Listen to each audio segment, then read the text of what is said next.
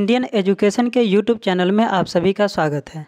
आज भारत के राष्ट्रीय प्रतीक यानी राष्ट्रीय सिंबल्स के बारे में जानेंगे।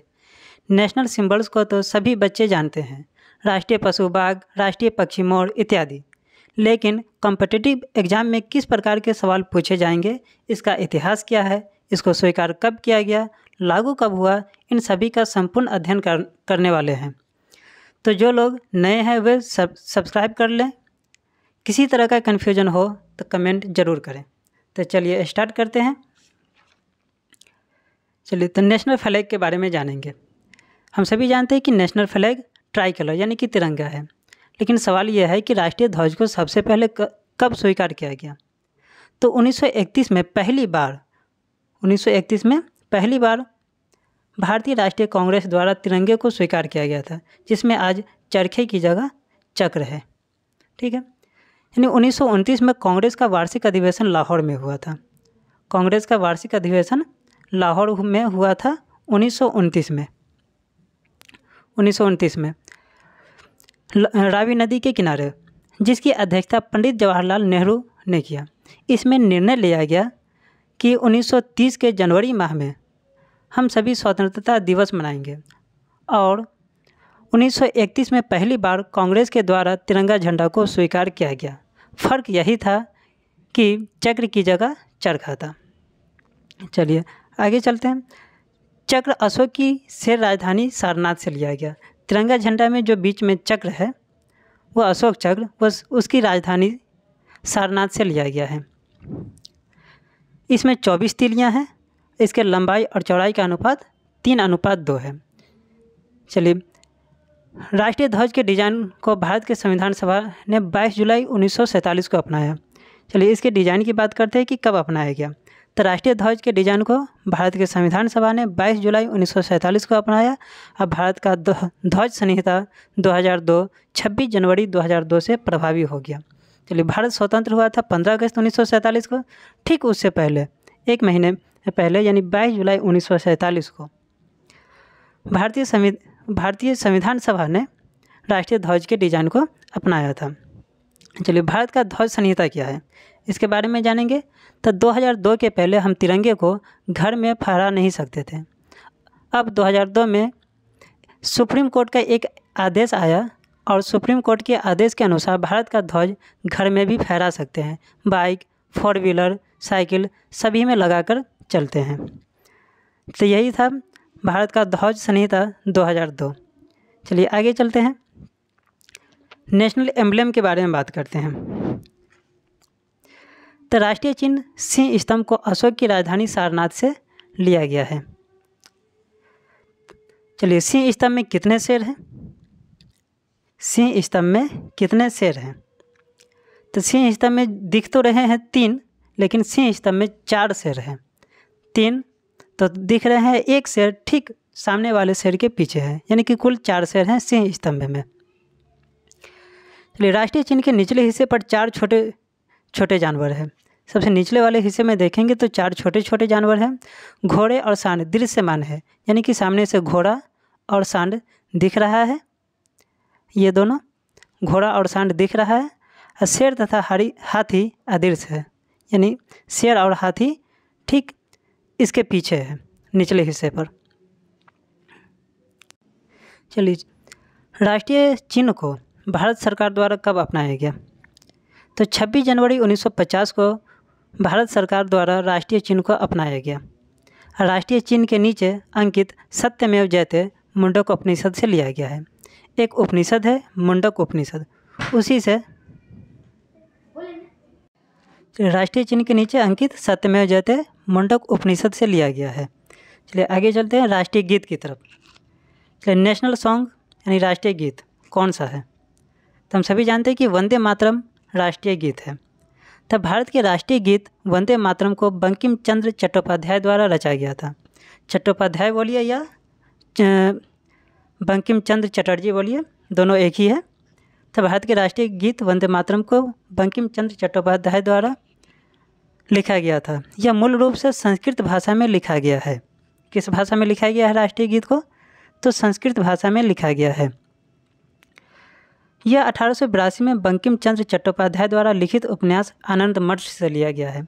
एक उपन्यास लिखा गया था बंकिम चंद्र चट्टोपाध्याय द्वारा, उससे ही 1882 में इस राष्ट्रीय गीत वंदे मातरम को लिया गया। इसे पहली बार भारतीय राष्ट्रीय कांग्रेस के सत्र 1896 में गाया गया था। 1896 में जो भारतीय राष्ट्रीय कांग्रेस का वार्षिक अधिवेशन हुआ था उसी में गाया गया था। चलिए यहाँ से सवाल ये निकलता है कि यह कहाँ गाया गया था। 1896 में भारतीय राष्ट्रीय कांग्रेस का अधिवेशन कहाँ हुआ? चलिए, तो इसका आंसर है कि कोलकाता में। 1896 में भारतीय राष्ट्रीय कांग्रेस का अधिवेशन कोलकाता में हुआ था। इसके अध्यक्ष कौन थे उस वक्त?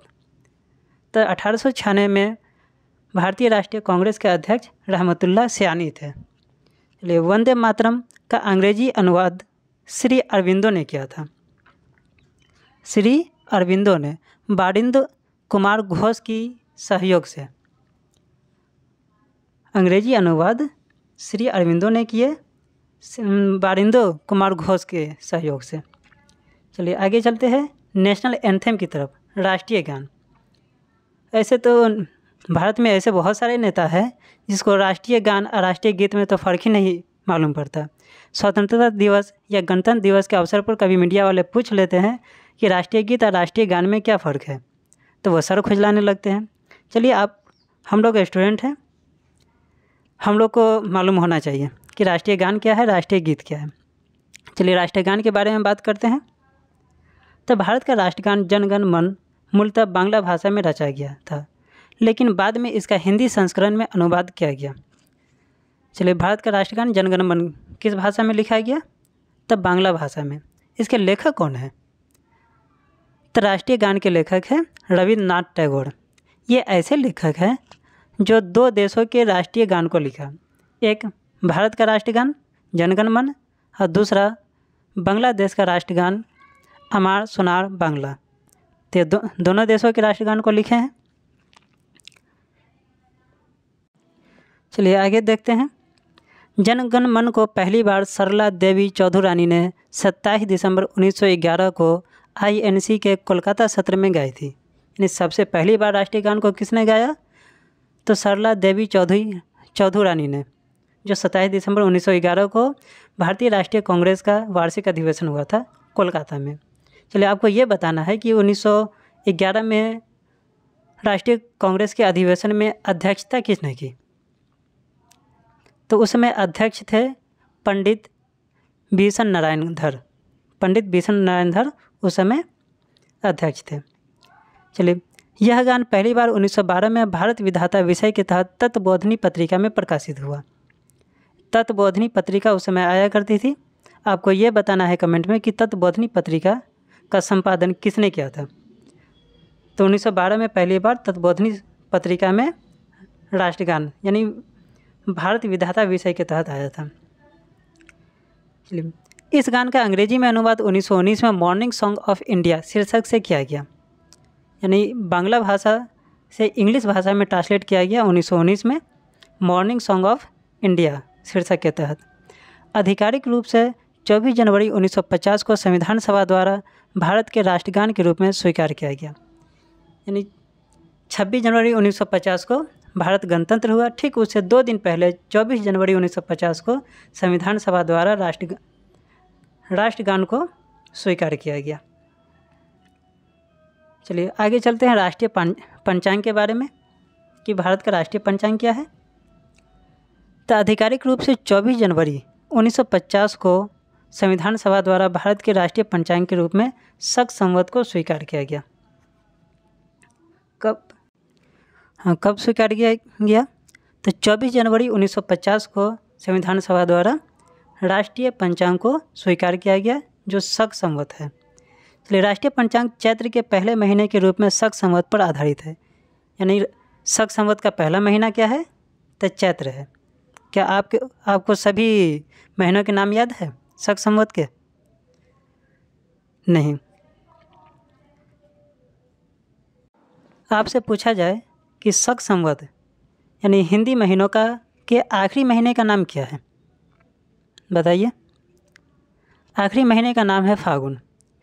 अगर किसी से पूछ दिया जाए कि 12वें महीने का नाम क्या है, ज़रा बताएं, तो अक्सर लोग सोच में पड़ जाते हैं, इतने हम लोग अपनी संस्कृति से दूर हो गए हैं।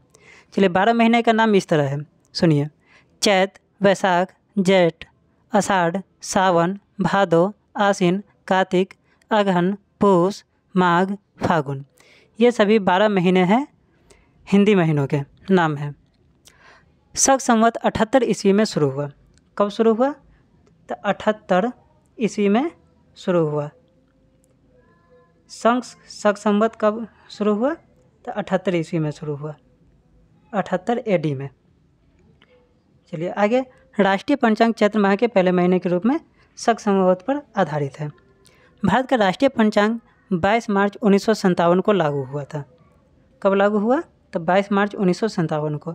इसे स्वीकार किया गया 24 जनवरी 1950 को, लेकिन भारत में लागू हुआ 22 मार्च 1957 को। चैत्र माह आमतौर पर 22 मार्च को शुरू होता है, लेकिन एक लीप वर्ष में यह 21 मार्च को शुरू होता है। यानी कि लास्ट महीना जो फागुन होता है, होली का त्यौहार जो होता है, उसके ठीक अगले दिन चैत्र महीना स्टार्ट होता है। सामान्य वर्ष में यह 22 मार्च को स्टार्ट होता है, लेकिन अगर लीप वर्ष है तो वह 21 मार्च को स्टार्ट होता है। इसीलिए 22 मार्च 1957 को इसे लागू किया गया। चलिए नेशनल एनिमल के बारे में जानते हैं। तो भारत का राष्ट्रीय पशु बाघ है। इसका साइंटिफिक नेम अगर देखा जाए तो पैंथेरा टिग्रिस है। यानी राष्ट्रीय पशु जो बाघ है उसका साइंटिफिक नेम पैंथेरा टिग्रिस है। वो सीधा बाघ नहीं बोलेंगे, ये रॉयल बंगाल टाइगर है भारत का राष्ट्रीय पशु। चलिए सिंह 1972 तक भारत का राष्ट्रीय पशु था। यानी कि शेर 1972 तक भारत का राष्ट्रीय पशु था, लेकिन बाद में इसे बाघ द्वारा बदल दिया गया। हाँ, तो याद रखेंगे 1972 तक शेर यानी सिंह, लायन भारत का राष्ट्रीय पशु था। अब बंगाल टाइगर है, रॉयल बंगाल टाइगर। भारत का राष्ट्रीय पशु बाघ है। प्रोजेक्ट टाइगर को अप्रैल 1973 में लॉन्च किया गया था। एक प्रोजेक्ट टाइगर आया था, यानी कि टाइगर की जो संख्या में कमी हो रही थी उसको बचाने के लिए प्रोजेक्ट टाइगर को अप्रैल 1973 में लॉन्च किया गया। चलिए आगे नेशनल हेरिटेज एनिमल के बारे में बात करते हैं। तो क्या है भारत का नेशनल हेरिटेज एनिमल, यानी राष्ट्रीय विरासत पशु जो हमें विरासत में मिली है।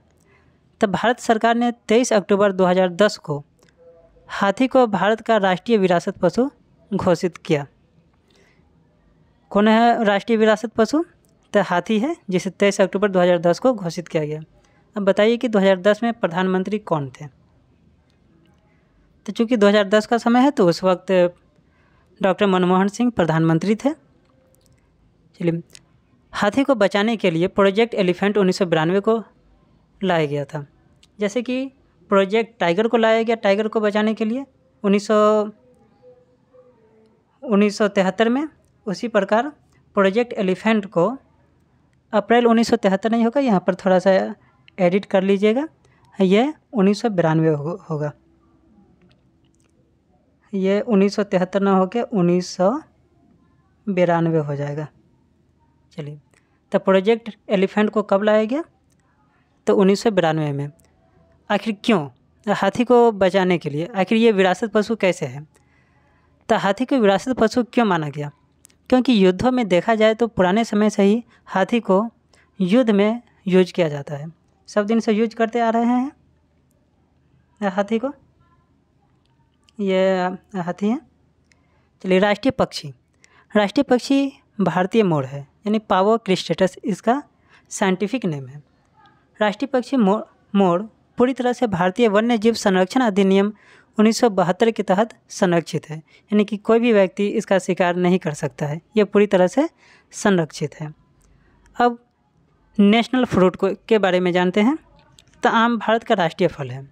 अगर इसका साइंटिफिक नेम देखा जाए तो मैंगीफेरा इंडिका है। भारत का राष्ट्रीय फल आम है, जिसका साइंटिफिक नेम मैंगीफेरा इंडिका है। आम में क्या क्या पाया जाता है? तो आम विटामिन ए, बी और सी का समृद्ध स्रोत है, यानी विटामिन ए, विटामिन बी और विटामिन सी अधिक मात्रा में पाया जाता है आम में। चलिए आगे देखते हैं नेशनल ट्री के बारे में। तो भारत का राष्ट्रीय वृक्ष बरगद है, जिसका साइंटिफिक नेम फिकस बेंगालेंसिस है। एग्जाम में है सो साधारण नाम नहीं पूछा जाता कि भारत का राष्ट्रीय वृक्ष क्या है, बरगद ऑप्शन में नहीं देगा, वो साइंटिफिक नेम दे देता है। वह फिकस बेंगालेंसिस भारत का राष्ट्रीय वृक्ष है, तो इसको याद रखेंगे। नेशनल रिवर यानी राष्ट्रीय नदी के बारे में बात करते हैं। तो 4 नवंबर 2008 को भारत के प्रधानमंत्री द्वारा गंगा को भारत की राष्ट्रीय नदी घोषित किया गया था। गंगा भारत की सबसे लंबी नदी है, जो पहाड़ों, घाटियों, मैदानों से होते हुए 2510 किलोमीटर बहती है। यह हिमालय में गंगोत्री ग्लेशियर से भागीरथी नदी के रूप में निकलती है। अब यहाँ पर 2510 किलोमीटर बोला गया। अब आप सोच रहे होंगे कि नहीं, गंगा की लंबाई तो 2525 किलोमीटर है। वो है, लेकिन भारत में गंगा की लंबाई कितनी है, तो वो 2510 किलोमीटर है। बाकी जो 15 किलोमीटर बच गए वो बांग्लादेश में बहती है। चलिए, भागीरथी नदी जब देवप्रयाग में अलकनंदा से मिलती है तो वहाँ से गंगा नदी कहलाती है। गंगा नदी डायरेक्ट गंगोत्री से नहीं निकलती, यह भागीरथी नदी और अलकनंदा नदी से मिलकर के बनती है देवप्रयाग से। गंगोत्री से भागीरथी नदी निकल कर आती है, तो इसको याद रखेंगे। चलिए, राष्ट्रीय जलीय जीव के बारे में जानते हैं। राष्ट्रीय जलीय जीव, तो 5 अक्टूबर 2009 को भारत सरकार ने डॉल्फिन यानी प्लेटेनिस्टा गैंगेटिका को राष्ट्रीय जलीय जीव घोषित किया। यह गंगा नदी के स्वास्थ्य का प्रतिनिधित्व करता है। उन्हें स्थानीय रूप से सुसु के नाम से जाना जाता है। सबसे पहले इसके बारे में जानेंगे कि इसे कब घोषित किया गया राष्ट्रीय जलीय जीव, तो 5 अक्टूबर 2009 को। अगर ये जहाँ दिखाई देता है, डॉल्फिन जहाँ दिखाई देता है, समझिए कि वहाँ का पानी, वातावरण स्वस्थ है, यानी कि स्वच्छ है। यह गंगा नदी के स्वास्थ्य का प्रतिनिधित्व करता है। जहाँ गंगा नदी गंदा है वहाँ नहीं मिलता। जैसे कि पिछले साल लॉकडाउन की वजह से पूरा गंगा है सो साफ़ हो गया था, उसमें ये राष्ट्रीय जलीय जीव डॉल्फिन दिखा भी था। स्थानीय रूप से उसका नाम सुसु है। चलिए, गंगा डॉल्फिन भारत में एक लुप्तप्राय प्रजाति है, यानी कि ये लुप्त हो रही है। इसकी संख्या बहुत ही कम हो गई है। इसे वन्य जीव संरक्षण अधिनियम 1972 के तहत संरक्षित किया गया है। चलिए, डॉल्फिन के बारे में जानेंगे कि बिहार के पटना में डॉल्फिन रिसर्च सेंटर बनाया गया है।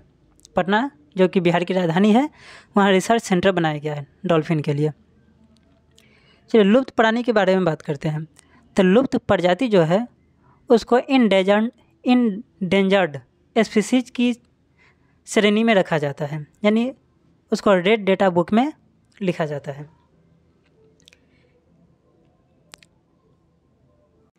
जिस जीव की भी संख्या कम होने लगती है उसे रेड डेटा बुक में उसकी चर्चा की जाती है और उसे बचाने के लिए प्रोजेक्ट भी तैयार किए जाते हैं।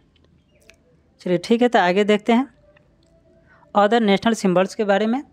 अभी क्लास छोड़ करके नहीं जाना है, आगे एमसीक्यू भी करेंगे। 15 एमसीक्यू करेंगे, जिसमें देखेंगे कि हम लोग ने क्या पढ़ा, आगे कॉम्पिटिटिव एग्जाम में किस तरह के क्वेश्चन आने वाले हैं और आएंगे। तो पहले इसको देख लेते हैं, बस लास्ट है ये। Other national symbols of India. Bharat के अन्य राष्ट्रीय प्रतीक क्या है? तो राष्ट्रीय वाक्य के बारे में बात करेंगे तो वो सत्यमेव जयते हैं। राष्ट्रपिता महात्मा गांधी है। राष्ट्रीय विदेश नीति गुट निरपेक्षता है। ये गुट निरपेक्षता तब बना था जब द्वितीय विश्व युद्ध के बाद अमेरिका और रूस में कोल्ड वार चल रहा था, शीत युद्ध चल रहा था, जिसमें भारत के प्रधानमंत्री जवाहरलाल नेहरू और 2 देशों के प्रधानमंत्री ने मिल करके गुट निरपेक्षता बनाया था कि न हम रूस के साथ है और न ही अमेरिका के साथ है। राष्ट्रीय सूचना पत्र, ये श्वेत पत्र है। राष्ट्रीय मुद्रा रुपया है। राष्ट्रीय मुद्रा रुपया है। अच्छा, राष्ट्रीय मुद्रा रुपया का एक नया संकेत है, जो ये संकेत जो है इस तरह का है, ये ऐसे। इस संकेत को किसने बनाया? तो इस संकेत को उदय कुमार ने बनाया था। ये नया प्रतीक आधिकारिक तौर पर 2010 में अपनाया गया था और 8 जुलाई 2011 को प्रचलन में आया। आगे राष्ट्रीय त्यौहार के बारे में जानते हैं। तो भारत में 3 राष्ट्रीय त्यौहार हैं। एक गणतंत्र दिवस 26 जनवरी, स्वतंत्रता दिवस 15 अगस्त, है गांधी जयंती 2 अक्टूबर। चलिए 2 अक्टूबर को एक और व्यक्ति का जन्मदिन है, लाल बहादुर शास्त्री का, इसको भी याद रखेंगे। चलिए आगे MCQ करते हैं, क्वेश्चन देख लेते हैं कुछ। तो राष्ट्रगान पहली बार कब अपनाया गया? चलिए इसके लिए आपको 5 सेकंड का समय दिया जाता है, आंसर दें।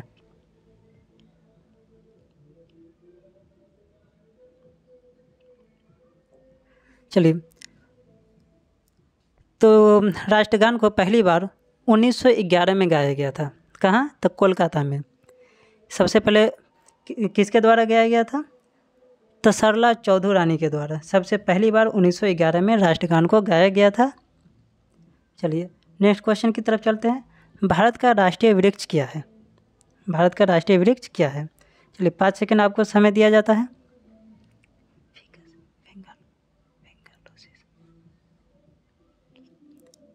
चलिए भारत का राष्ट्रीय वृक्ष है फिकस बेंगालेंसिस। फिकस बेंगालेंसिस, इसको याद रखेंगे। अगर मैग्नीफेरा इंडिका के बारे में बात की जाए तो ये मैंगो को कहते हैं, जो कि नेशनल फ्रूट है।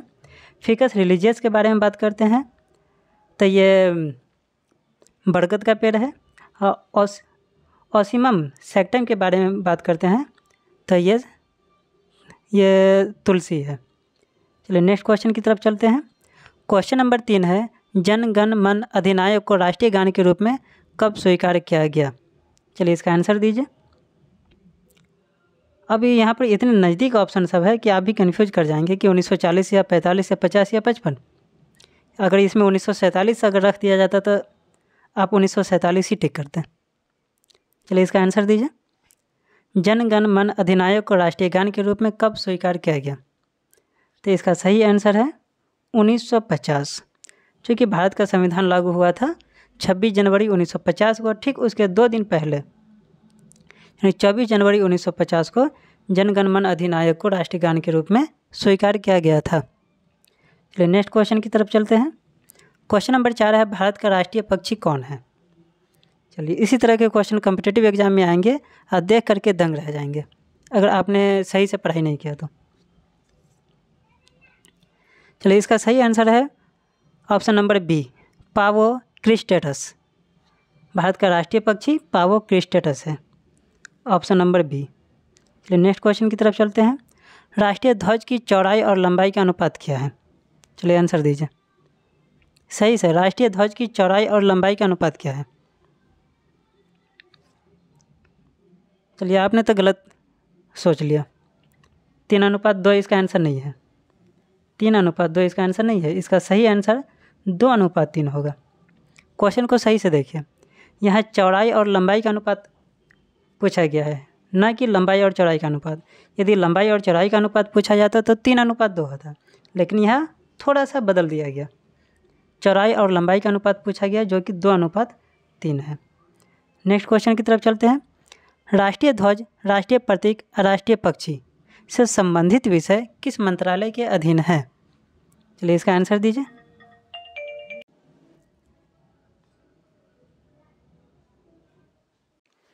राष्ट्रीय ध्वज, राष्ट्रीय प्रतीक, राष्ट्रीय पक्षी से संबंधित विषय किस मंत्रालय के अधीन है? तो चलिए इसका सही आंसर है गृह मंत्रालय, यानी मिनिस्ट्री ऑफ होम अफेयर्स। सही ऑप्शन बी है। चलिए नेक्स्ट क्वेश्चन की तरफ चलते हैं। क्वेश्चन नंबर 7 है, बंकिम चंद्र चटर्जी ने वंदे मातरम की रचना किस भाषा में की थी? बंगाली, हिंदी, संस्कृत या अंग्रेजी भाषा में? चलिए इसका सही आंसर है वंदे मातरम की रचना संस्कृत भाषा में की गई थी, यानी कि ऑप्शन नंबर सी है। चलिए नेक्स्ट क्वेश्चन है क्वेश्चन नंबर 8, भारत का राष्ट्रीय गान गाने में पूरा समय कितना लगता है? भारत का राष्ट्रीय गान गाने में कितना समय लगता है? 52 सेकेंड, 57 सेकेंड, 1 मिनट या 20 सेकेंड? तो इसका सही आंसर है 52 सेकेंड। राष्ट्रीय गान गाने में 52 सेकेंड का समय लगता है।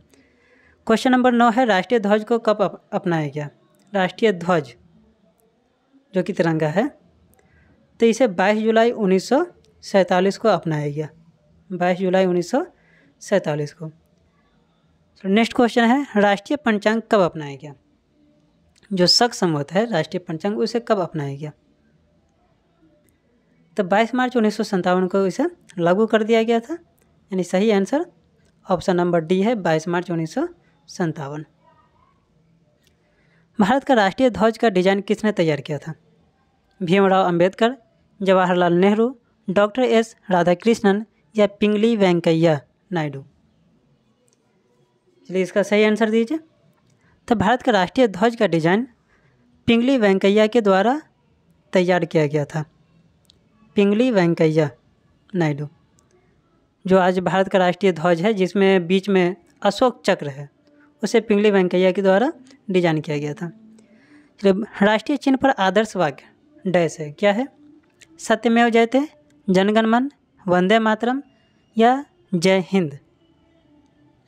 तो राष्ट्रीय चिन्ह पर जो सबसे नीचे लिखा गया है आदर्श वाक्य वो है सत्यमेव जयते, यानी कि ऑप्शन नंबर ए।